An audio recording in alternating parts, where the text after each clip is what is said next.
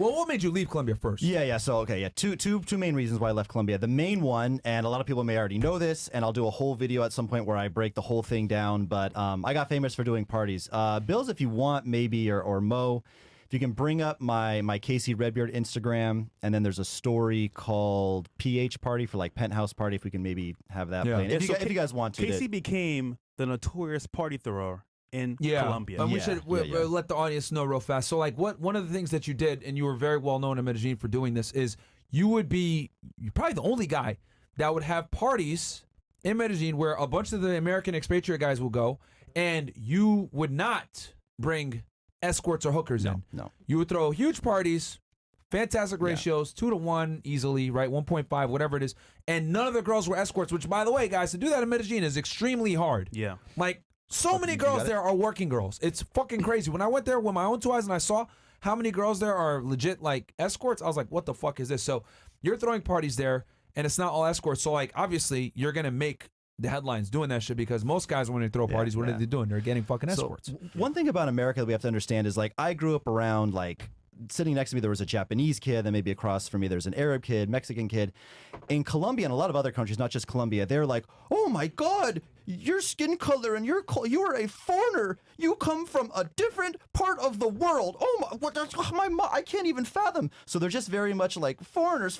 It's just a big deal to be a foreigner. They have a lot of bad assumptions about them. A lot of them do stupid shit over there. True, but foreigners do stupid shit here. We don't blame. Has anybody ever heard like the cocaine problem in America is the fault of Colombians? Fuck Colombian Americans because a few idiots. We understand it was a small group of Colombians. It was Pablo Escobar and the Cartel de Medellin that brought here. We don't blame all Colombians for the actions of a few people.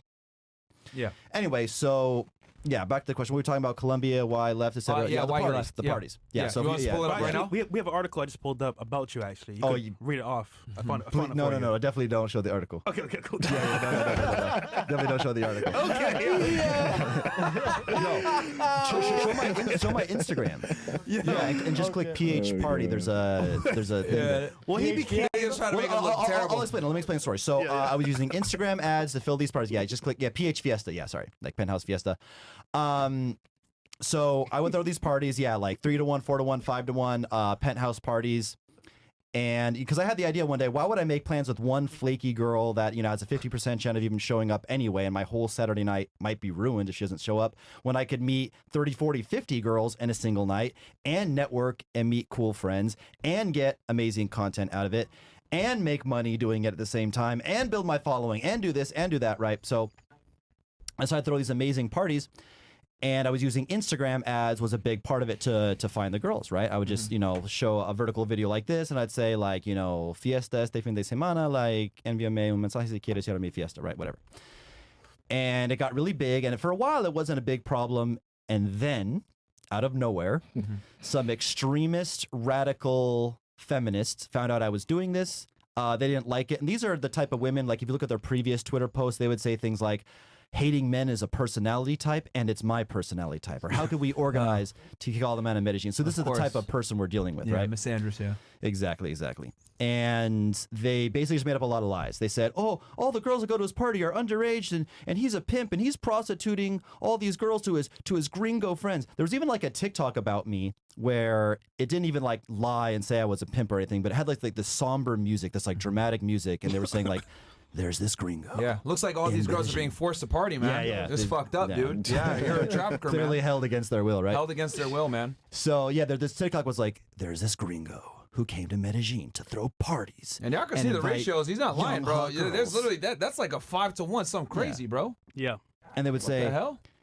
And he brought the girls to introduce him to his other gringo friends. Dun dun dun. I'm like, yes, bitch, that's what the fuck I did. But like the fact that we're foreigners, it always implies girls, dude. Sex trafficker. They hear foreigner, they see white guy, sex trafficker, sex tourist, not sex trafficker, sex tourist. Yeah. And the news sensationalized it. Like I said, they have this obsession with foreigners. I don't know why. And well, to be fair, we know why. Foreigners come to Colombia and take their girls. Let's be honest. Literally. I mean, that's what's happening. I mean, I'm a virgin, but other foreigners maybe. Yeah. Okay. Okay, so they wrote this article about you, and then Yeah, what? a lot of articles. It just spiraled into crazy things. I mean, I'll put a whole video about this. Some key things like the mayor of Medellin actually made a tweet about me. So Yeah. shout out. How many people can say that? Because we're supposed to go to Colombia sooner. Yeah. This But, happened. then this yeah, actually that happened, blew guys. up. That's a big reason why we didn't go, because it literally, the weekend we were supposed to go, this news shit broke, and I was like, oh my god, bro. So we put it off for a bit, and then we didn't end up going until the end of the year. We were supposed to go in May, if I'm not mistaken. Yeah. And we didn't end up going until like freaking October It was like because of all this February. crap. Yeah, whatever. But can we mention these parties were so dope, so lit. And y'all can see the ratios. That's why they're Everyone- going to talk shit. Yeah. You ended up in the paper as well, the Colombian paper. Yeah, they got me. Yeah, dude, YouTube, TikTok, El Colombiano y El Tiempo, which would be our version of New York Times, LA Times, CNN, etc. Like there was a point in time, I'm not exaggerating, it was like for about a week at the height of my fame, I was the most famous man in Colombia, straight up. J Balvin, the #1 reggaeton singer, like had nothing on me. I was the talk of the fucking town because again, it's just like they love to find a scapegoat, they love to find a victim, and we do that in America too. We'll say, this is the problem, like, and everyone like cancel culture, right? We didn't invent cancel culture. I mean, maybe we invented it, but we're not the only ones that do it. Like other countries love to like cancel people and make everybody a scapegoat, and like I said, they have this obsession with foreigners. So and they don't like foreigners and gringo foreigners. No. Especially. That's why I don't recommend foreigners to go there anymore. The GWF, the Gringo Wow Factor or whatever, that's gone. Yeah. Now when you go to Medellin, you have to dig yourself out of a hole. Yeah. It's almost like if you tell someone about the gold and everyone's going there looking for the gold, they ruin everything. Colombia 20 years ago, no one knew about it. Dude. It was big. The best kept secret known to men around the world. Yeah. But now, thanks to Casey, some idiot must have went on some podcast and told everyone to go there and then ruined it. I don't know. You know what Fuck that started guy it? up if I see him. I'll say what started it. What started it was Roosh, no offense. Roosh V. Roosh V wrote a book called Ban Colombia, which is fucking banned, by the way, and they banned him from Colombia for writing that book. Because he wrote a couple of books, Ban Colombia, Poland. Yeah. Pretty much all the countries that people go to now that are passport bros, Roosh wrote a book about it. All the books, right? All the countries. Ukraine, all this shit, right? Because this dude went everywhere. Brazil, he's banned in Brazil, etc. Now he's found God and everything else like that. And, He's and a I like pastor Roosh. now, right? Yeah. And I like Roosh a lot. I think he's definitely pioneer for sure. Pioneer in this space. But I would say he was the first person to kind of put it out there from a large scale level for guys to go to Colombia. Yeah. The book Bang. Put it on the map, and then after that, then YouTube and Instagram started becoming a thing because he wrote books about this shit like in 2010, 2011. But then once YouTube and Instagram became a thing, more guys started going over there, raving about it, and then now you got this passport movement, bro. It's gone now. Yeah. The passport bro movement killed it. That's what It's killed done. it. Yeah, Medellin, 100%. there's other cities in Colombia, but Medellin is done. That's why I left. So aside from being like one of the most famous people, and then I'm not like super famous per se now, but you ask any 18 to 26-year-old attractive woman in Medellin, 60-70% of them know who I am. Yeah. So it was partially or they've that, been to one of your parties. Yeah, or they've been to some one of shit. my parties. So partially that, the fact that I'm like famous for bad reasons why I left. The other reason why I left Colombia, I'll be careful how I say this, but especially not all Colombians, but especially Medellin as a city, the people there are unburdened by heavy thoughts, by deep thoughts, let's say. you're saying that nicely. If you know what I mean. Very nicely. That's the nicest way to say niggas is incompetent I've ever heard in my life. Wow. I'll tell the girls that tonight. What was that again? They're unburdened by deep thoughts. Deep thought. Unburdened by deep thoughts. Wow. That's what I would say. So a typical day in Medellin would be like, I go to the cell phone place and bring all the proper documents to open up the cell phone contract that they told me I can upload, or to open the cell phone plan. Yeah. Then I get there, then say, oh, actually, you also need this and this, and this one's where I'm like, motherfucker, I got exactly what you said. Yeah. Then you go to next door, you go to a restaurant, you order the burger, you say no cheese. There's fucking cheese all over that motherfucking burger. Yeah. Then you have a appointment with your lawyer to do some immigration thing. Your lawyer just spaced out the appointment. You're just waiting in his office for hours. He's just not there. His secretary can't find him. Just the constant incompetence, that I experienced there, apart with being famous for bad reasons, made me get out. So just shit doesn't get done. They're on what you would call like I say island time, but like I guess you could say, well, we here in Miami we call it Latin time. Latin time. Yeah, because like in Miami no one ever shows up on time, etc. Imagine that times 20. Yeah. Where shit just doesn't get done. You show up for an appointment, they're not there.